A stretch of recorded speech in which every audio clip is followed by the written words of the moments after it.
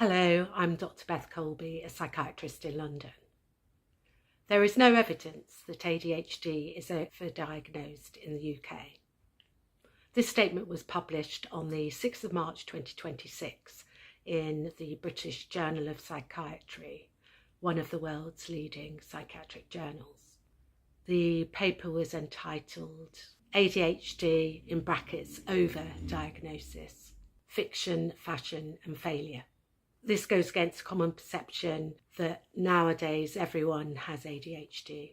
Tamsin Ford, a professor of child and adolescent psychiatry and head of the Department of Psychiatry at the University of Cambridge, said, and I quote, "While many more people with ADHD are being recognised and treated, we are failing to support many more.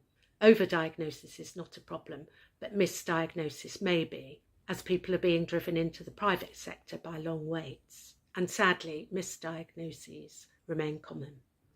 So how can we work out whether ADHD is being overdiagnosed in the UK? First of all, let's define prevalence.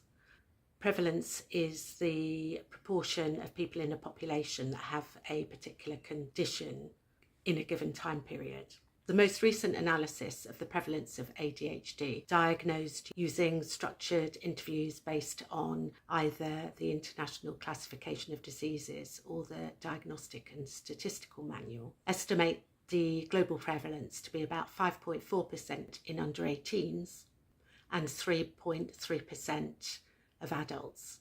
We don't have any data showing the prevalence of ADHD in adults in the UK, but there's no reason to think that it would be different from other countries.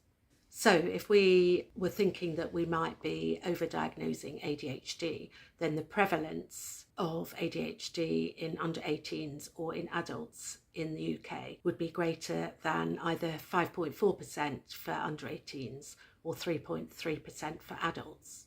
Let me just introduce another term, administrative prevalence. This is the diagnoses made in clinical services.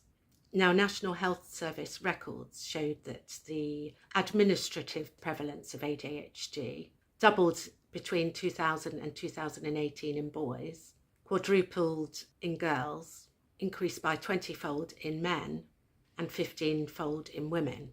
However, in 2018, the administrative prevalence in boys was 2.5%, and in girls 0.7%, in men 0.7%, and in women 0.2%.